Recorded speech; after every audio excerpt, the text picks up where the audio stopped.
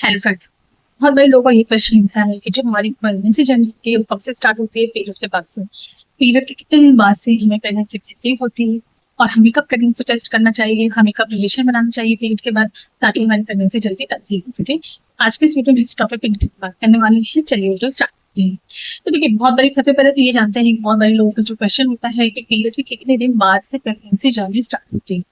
देखिए, पीरियड जो आपकी स्टार्ट हो रही है, यानी कि जो फर्स्ट डेट है आपका पीरियड का, उस डेट को आपको कैलकुलेट करना है। उस डेट से आपको जब आप पीरियड का फर्स्ट डेट होता है, उसके 14 डेज बाद से आपका ओवुलेशन पीरियड स्टार्ट हो जाता है, यानी कि उस वीक में आपको ओवुलेशन पीरियड स्टार्ट हो जाता है। पीरियड अगर 28 डेज का है तो भी आपको 14 डेज काउंट करना है।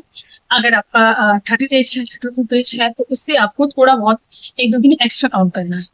तो इस तरीके से आप अपना ओवुलेशन काउंट कर सकते हैं।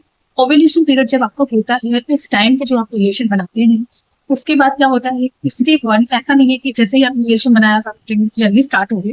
उसके भी 2-3 दिन बाद से आपकी प्रेगनेंसी जल्दी स्टार्ट होती है। एग रिलीज ओवुलेशन के टाइम पे जैसे एग रिलीज होता है तो वो 24 आवर्स तक जिंदा रहता है वो एग।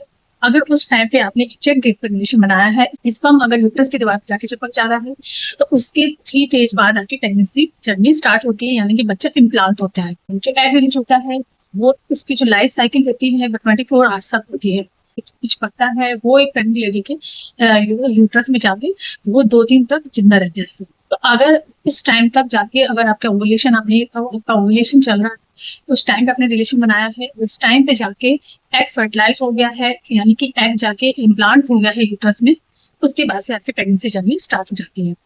प्रेगनेंसी जर्नी आपकी जैसे ही स्टार्ट होती है उसके बाद आपको हल्की फुल्की ब्लीडिंग भी देखने को मिल सकती है। वो ऐसा इसलिए होता है कि इम्प्लांट होता है यूट्रस में, तो वहां जाकर थोड़ा सा गड्ढा बनाता है। उसके बाद से थोड़ा गड्ढा बनाता है यूट्रस में और उसके बाद से जाके अच्छे से चिपकता है। जब स्पर्म जाके यूट्रस में चिपकता है तो जब बच्चा इम्प्लांट होता है उसके लिए थोड़ा सा जगह बनाता है, गड्ढा होता है। उसके बाद से वो इम्प्लांट होता है, उसकी वजह से आपको हल्की फुल्की ब्लीडिंग देखने को मिल सकती है, जिसे कि इम्प्लांटेशन ब्लीडिंग कहते हैं। अब बहुत बड़े लोगों को यहीं पे कंफ्यूजन हो जाता है। कुछ लोगों को ऐसा लगता है कि हमारे पीरियड्स आ गए हैं और पीरियड्स आ गए हैं इसका मतलब है हमारी प्रेगनेंसी इस महीने कंसीव नहीं हुई। तो आपको इसीलिए इम्प्लांटेशन ब्लीडिंग में और पीरियड की ब्लीडिंग में डिफरेंस मालूम होना चाहिए। इम्प्लांटेशन ब्लीडिंग जो होती है, पहली बात तो जो आपकी सर्कल डेट है वो उससे पहले आएगी, यानी कि जो आपकी पीरियड सर्कल डेट है उससे 1 वीक पहले आ जाती है, तो इसका मतलब होता है कि आपकी इम्प्लांटेशन ब्लीडिंग। सेकंड थिंग भी, जो इम्प्लांटेशन ब्लीडिंग होती है कभी भी उसका जो फ्लो होता है बहुत हैवी फ्लो नहीं होता है। हल्की फुल्की स्पॉटिंग होती है, बहुत मुश्किल से वो 1-1.5 दिन तक रहती है, उसके बाद से वो नहीं आती है। इससे भी आप अंदाजा लगा सकते हैं कि ये आपकी इम्प्लांटेशन ब्लीडिंग। नेक्स्ट चीज होती है कि जो ब्लीडिंग होती है उसका जो कलर होता है वो डार्क कलर का नहीं होता है, वो हल्का पिंकिश कलर का होगा या फिर ब्राउन कलर का होगा। तो टाइप की ब्लीडिंग आपको शुरू होगी, इसका मतलब है कि ये आपकी इम्प्लांटेशन ब्लीडिंग है, ना कि आपकी पीरियड्स की ब्लीडिंग है।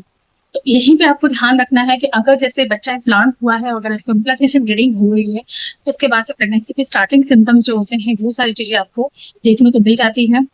उसमें आपको यही पता लगाना है कि आपकी इम्प्लांटेशन ब्लीडिंग है, पीरियड से ब्लीडिंग है।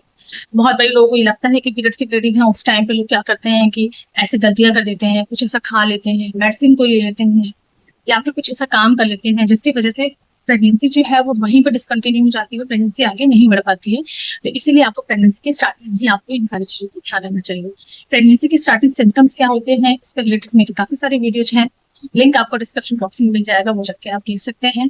प्रेगनेंटम्स को पता करना बहुत इंपॉर्टेंट होता है, ताकि आप अगर जैसे ही आपको पता चल जाए कि आपकी प्रेगनेंसी कंसीव हो चुकी है, उसी टाइम से आप अपनी डाइट में चेंजेस कर लें। कोई भी ऐसा काम ना करे, कोई भारी भरकम काम ना करे, बहुत तेज दौड़े कूदे ना, डांस बहुत ज्यादा ना करे, ताकि आपकी जो प्रेगनेंसी भी है, बच्चे इम्प्लांट हो रहा है अगर, तो अच्छे तरीके से हो पाए, प्रेगनेंसी जर्नी जो है वो कंटिन्यू चल सके। अगर स्टार्टिंग में ही हम कुछ ऐसी गलती कर देते हैं, बहुत सारे ऐसे सिम्टम्स होते हैं, हमारे अकॉर्डिंग होता है, हार्मोन चेंज हो रहे होते हैं, सारी प्रॉब्लम्स हो रही हैं। अगर उन प्रॉब्लम से आपने कोई भी पेन किलर ले लिया या फिर कोई भी ऐसी मेडिसिन खा ली जो आप पहले से खाते आ रहे हैं, प्रेगनेंसी जर्नी में आपको यही खानी होती है, अगर आपने वो खा ली तो उस टाइम पे आपको प्रॉब्लम हो सकती है। तो इसीलिए आपको इन सारे सिम्टम्स को मालूम होना बहुत इंपॉर्टेंट होता है। हमेशा आपको पीरियड की ब्लीडिंग में इम्प्लांटेशन की ब्लीडिंग डिफरेंस मालूम होना चाहिए, ताकि आप कोई मिस्टेक ना करें, ताकि आपकी कोई गलती से आप कुछ ऐसे काम करें। फ्रेंड्स, यही था आज का वीडियो। आई होप आपको अच्छी लगी है, इन्फॉर्मेटिव लगी है। वीडियो अच्छी लगी है तो लाइक करके मुझे सब्सक्राइब कर दें, मैं लाइक प्रेस कर, ताकि आपको पैसे से रिलेटेड और अच्छे अच्छे टिप्स मिलते रहेंगे।